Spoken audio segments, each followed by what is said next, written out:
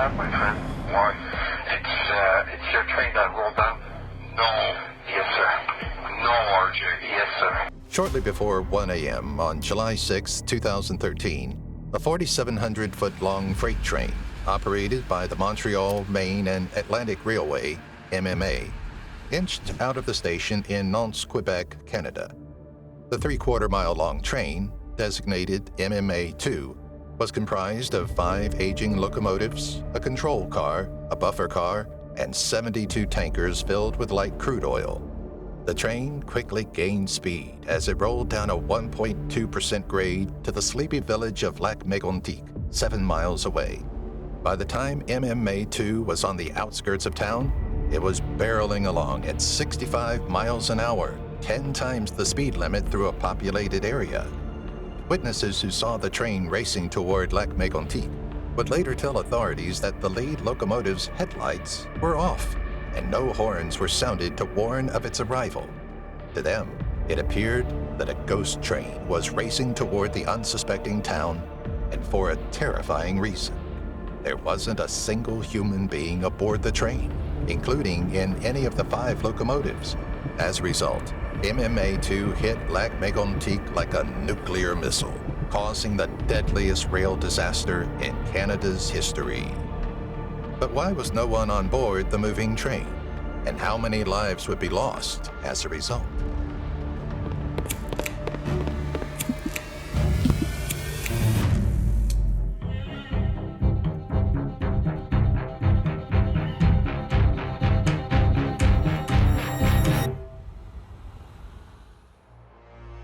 Originally named Mégantic, the tiny town of less than 6,000 people was founded in 1884 on the shores of Lac Mégantic, 150 miles east of Montreal. 4 years later, when the Canadian Pacific Railway and the Quebec Central Railway connected to complete Canada's first transcontinental railroad, Lac Mégantic was the meeting point. Since then, the railroad has been Lac Mégantic's lifeblood, bringing in raw materials for industry and shipping out finished products, such as furniture and particle board. But on that warm July evening, the rail line that had kept the town alive for 150 years would bring only death, destruction, and heartache. While most of Lac Mégantic was asleep, a local bar called the Musique Café was hopping. Musicians Yvon Ricard and Guy Bouldoch played to a packed house, reuniting for a 3-night gig in the town where they'd gotten their start years earlier. 40 local music fans packed into the cozy, Spanish-styled cafe, while another 30 enjoyed drinks on the outside patio. For nearly 4 hours, everyone in the bar was singing, celebrating, and enjoying a lively night. Then all hell broke loose, literally.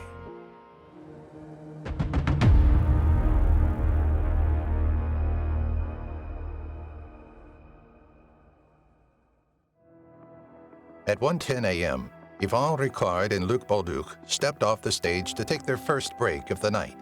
While Luc had a beer at the bar, Yvon headed to the front patio for a cigarette. There he struck up a conversation with Maud Viraud, a Musique Café server, who was also on break. No sooner had their conversation begun than it was drowned out by the clanging bells on the Frontenac Street Railroad crossing 50 yards from the cafe.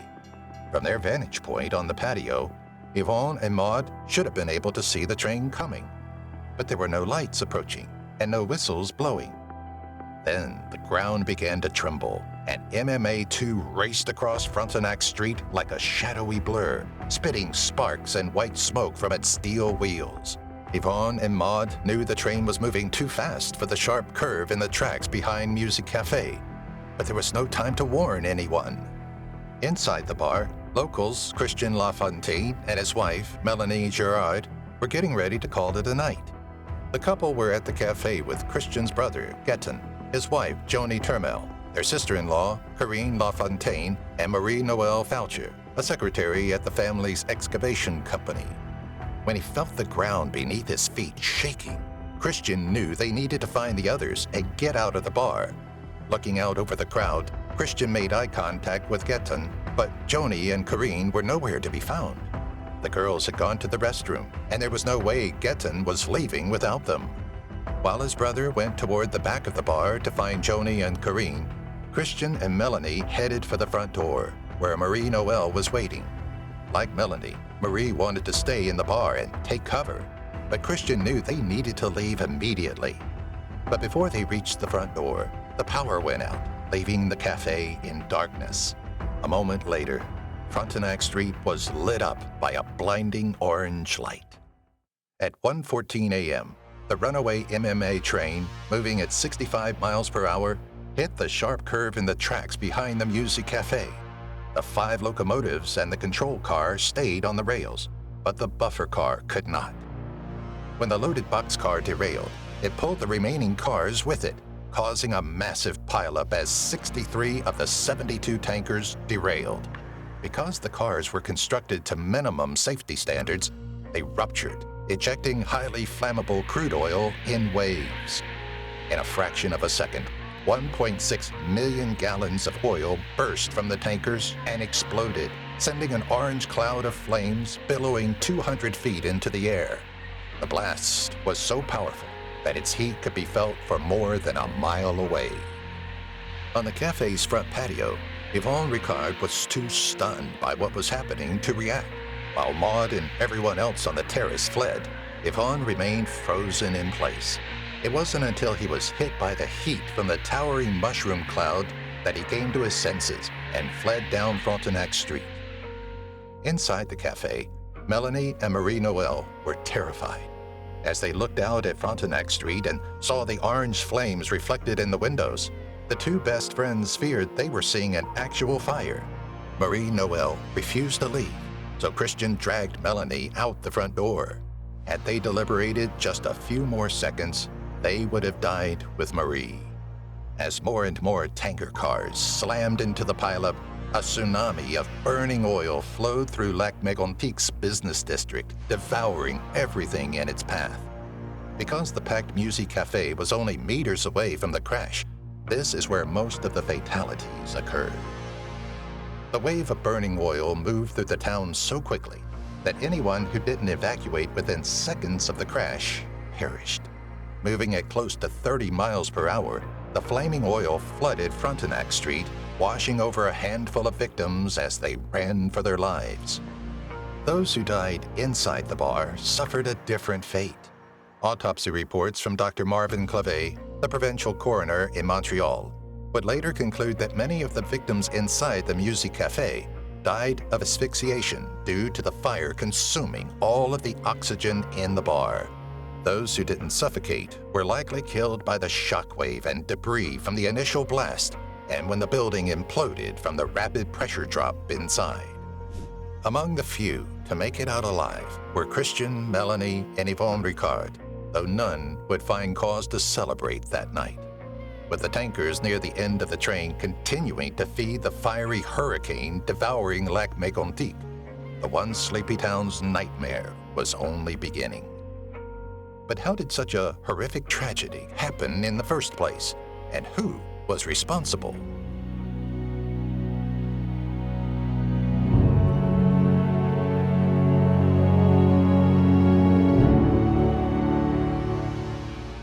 Within moments of the derailment, calls went out to fire departments across the area. At least 150 firefighters responded, some from as far away as Franklin County, Maine. While most were assigned to battle the blaze, others began banging on doors and evacuating Lac Mégantic. One of those being evacuated from the L'Auberge Hotel in downtown Lac Mégantic was Tom Harding, a veteran locomotive engineer who worked for MMA.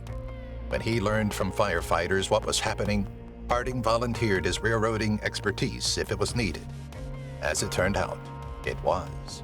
As he made his way to the crash site at 1:47 a.m., Harding called Richard Labrie, MMA's rail traffic controller at their headquarters in Farnham, Quebec, to inform him of the situation in Lac Mégantic.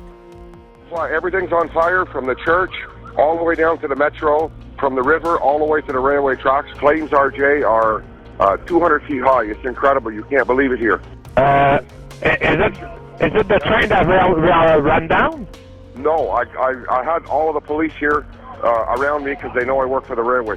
We got a loaded train up at Nantes. It's okay. When Harding arrived at the crash site, a firefighter, Benoit Ion, was there with Pascal Lafontaine, Christian's brother, and 2 local factory workers. The men were using a rail car mover from one of the local factories to drag the 9 undamaged tankers away from the massive fire, but they were having trouble releasing the air brakes.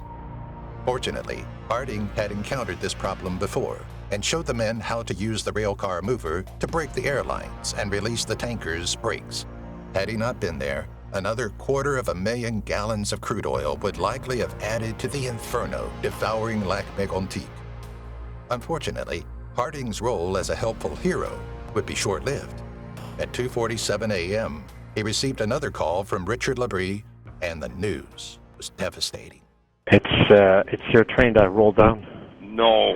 Yes, sir. No, RJ. Yes, sir. Holy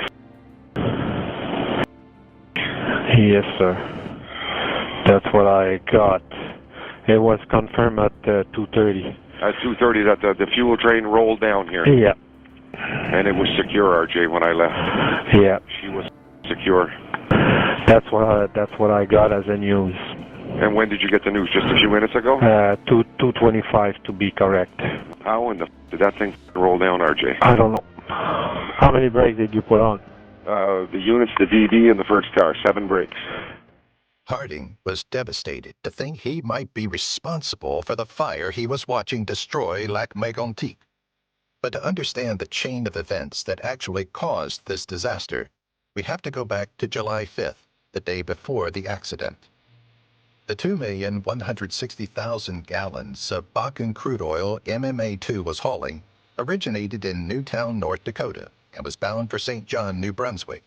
Unlike most crude oil, the oil from the 200,000 square mile Bakken formation contains high levels of propane and butane, making it highly volatile.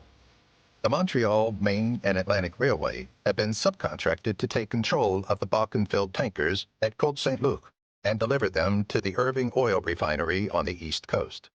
On the afternoon of the 5th, Tom Harding took over as the engineer of MMA2 in Farnham, Quebec, about 120 miles east of Lac Mégantic. It was his job to drive the train to Nantes, where another crew would take it over in the morning.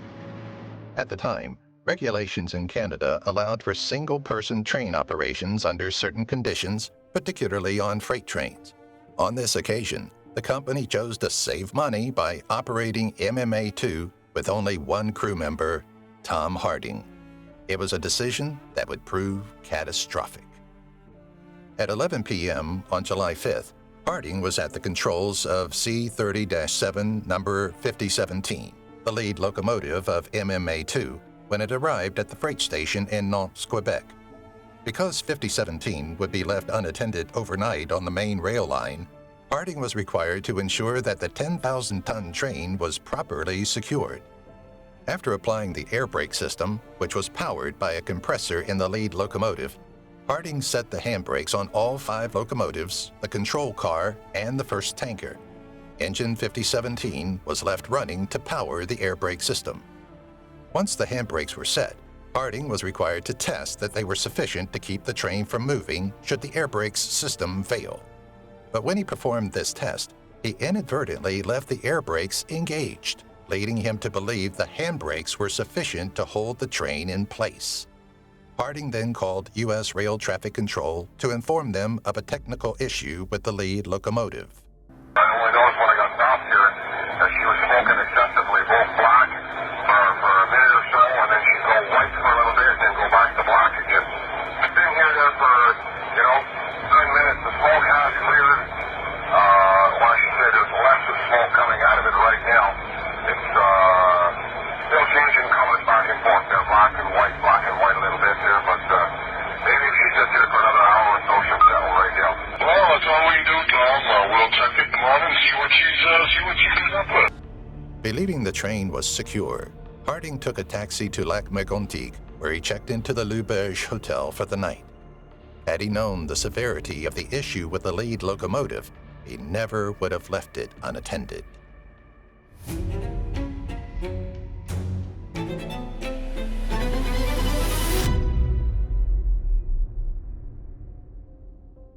At 11:50 p.m., the Nantes Fire Department received an emergency call about a locomotive on fire at the freight shipyard. Within minutes, 4 firefighters, including Jean-Luc Montmagny, arrived to put out the blaze. But first, they had to activate 5017's emergency fuel cutoff. While the firefighters worked to extinguish the burning locomotive, a policeman at the scene called Richard Labrie to let the MMA know about the fire. But instead of having Harding return to the freight yard to check on the train, MMA called in Jean-Noël Busque, a track maintenance foreman. After summoning Busque to check on the situation in Nantes, Labrie called Tom Harding to inform him of the locomotive fire. It was almost midnight by then, but Harding still volunteered to return to Nantes to check on the train. He was told not to bother. It went on fire. Yeah. Oh, really? Yeah. Okay, is somebody up there to take care of it? Or? Yeah, well, the firefighter were there. Yes. And apparently it's dead now. Oh, fuck. And the fire is all gone. It's extinguished. Okay. And that's all I know about it. Do I need to go up there and start up a second unit? No. Jean-Noël Busque he went there to check if there's any damage, and he's gonna call me back. Okay, call me back, RJ. Boss, no. Go to bed. At 12:13 a.m., Busque and one of his crew members arrived at the freight yard in Nantes to check on MMA-2. Unfortunately, neither of the track workers was familiar with the operation of railway brakes. So when the firefighters shut down the locomotive, no one at the scene could have known that they had also inadvertently killed the power to the air compressor feeding the air brakes. As soon as this happened, the brakes slowly began to lose pressure. Believing the situation had been contained, Busque told the police and the rail traffic controllers in Farnham that the train was secure and safe to leave unattended. It was not, and an hour later, Lac Mégantic paid the price. 45 minutes after putting out the fire at the rail yard, Jean-Luc Montmagny's shift ended. But as the fireman was driving home from the station in Nantes, he had to stop at a railroad crossing south of Nantes. After waiting a few moments, without seeing a train or hearing a whistle, Montmagny was about to pull forward when MMA-2 came barreling out of the darkness. With its motor off and no warning lights or whistles blaring, the runaway train sped past the firefighter at full speed. Recognizing that this was the train he had shut down 45 minutes earlier, Montmagny returned to the station.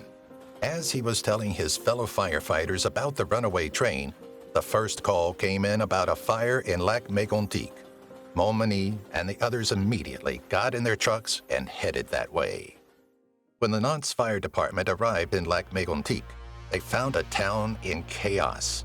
Beyond the massive fire and intermittent explosions from the tanker car pileup, Montmagny and his fellow firefighters saw towers of flames shooting out of manholes as the burning oil flowed into the sewer system, creating an underground blast furnace.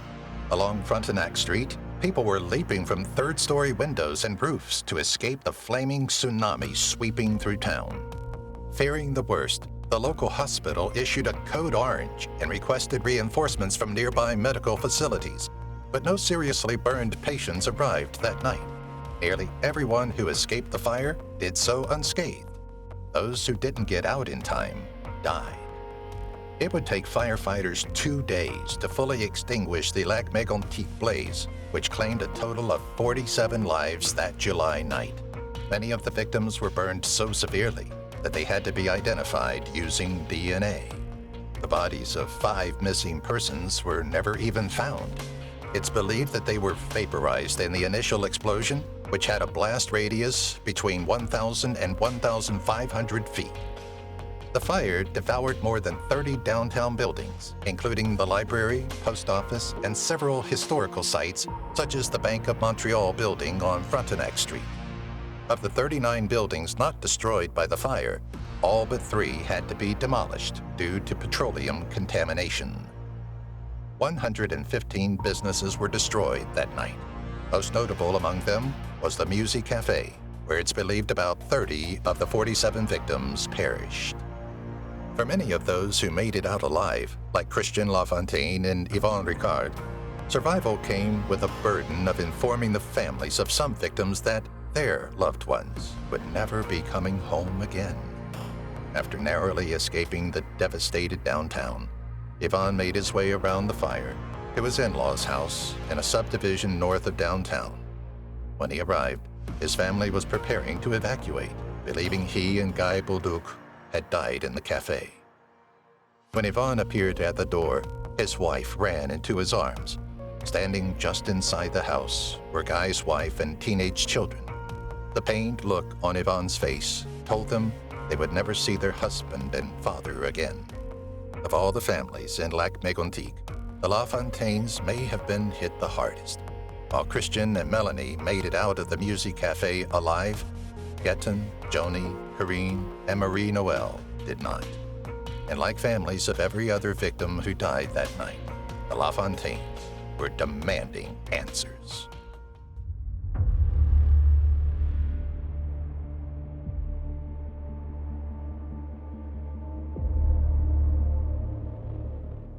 Immediately following the disaster, investigations were launched by the Transportation Safety Board of Canada and the Quebec Provincial Police.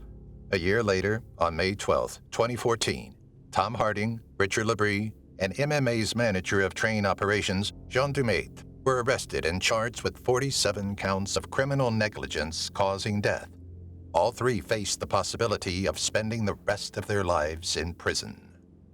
Instead of defending their employees, MMA tried to scapegoat Harding, Labrie, and Dumaitre. But the Canadian people knew better, especially those in Lac Mégantic. For years, the people of Lac Mégantic had voiced concerns about the trains hauling hazardous materials through the town. But their complaints about the aging rail system and its lack of oversight fell on deaf ears. The government and the oil industry were always more concerned with cost than safety. MMA, in particular, had a history of cutting corners to save money, which showed in its deplorable safety record. From 2003 through 2013, the company averaged 36.1 accidents per million rail miles traveled. That's more than double the national average of 14.6 in a country that isn't exactly known for its railroad safety standards. Facing hundreds of millions of dollars in lawsuits and environmental cleanup costs for the Lac, MMA filed for bankruptcy protection in August of 2013. In March 2014, the company was sold at auction, but that didn't prevent the Canadian government from eventually going after its management. In August 2014, the Transportation Safety Board of Canada, TSB, released its report on the Lac Mégantic derailment, and there was plenty of blame to go around. The TSB investigation found 18 distinct causes and contributing factors for the disaster, including leaving the train unattended on a downhill slope of the main rail line instead of the freight yard's side rail, which was equipped with a derailment mechanism. The train was also 50% heavier than regulations allowed, meaning it would have taken between 17 and 26 handbrakes to keep MMA2 from breaking free. That's far more than the 7 brakes Harding set or the 9 that MMA's internal regulations stated were sufficient for holding 70 to 79 cars on a slope. The report also pointed out that 8 months before the accident, C30-7 number 5017, the main locomotive involved, had been in the repair shop because of engine failure. Instead of replacing an expensive part, which would have kept 5017 out of service for some time, MMA opted for a patch made from a cheap epoxy-like material. On the night of July 5th, this patch failed, allowing oil to leak into the turbocharger and ignite the fire that eventually caused the engine to be shut down and the air brakes to fail. Perhaps most importantly, the TSB concluded that the culture of MMA and Transport Canada, the governing body responsible for the country's roads, railways, and bridges, was dangerously lax regarding safety, oversight, and training. As a result, new charges were filed in June 2015 under the Canadian Railway Safety Act and the Fisheries Act. 3 former MMA executives, Robert Grinrod, Glenn LeBonte, Kenneth Stout, and Mike Horan, along with Tom Harding and Jean Dumaitre, were charged with failing to ensure that the train was adequately braked before being left unattended.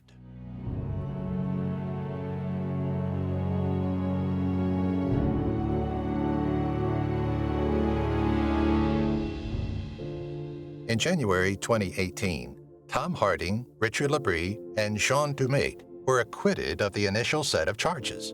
All three were grateful for the jury's decision, but only Richard Labrie was free to try and move on with his life.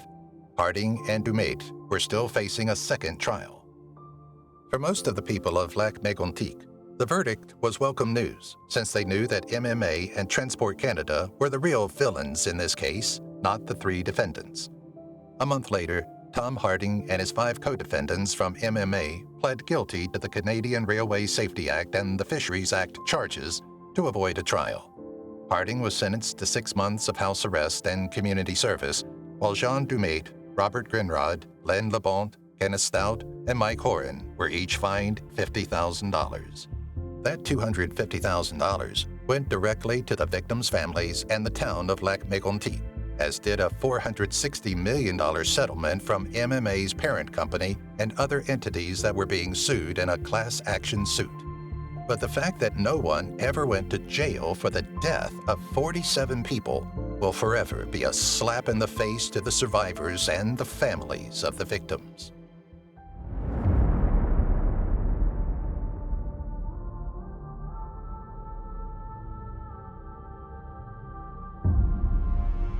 The community backlash directed at Transport Canada and the American companies involved in the disaster was immediate and fierce. As a result, the Canadian government issued a series of emergency directives.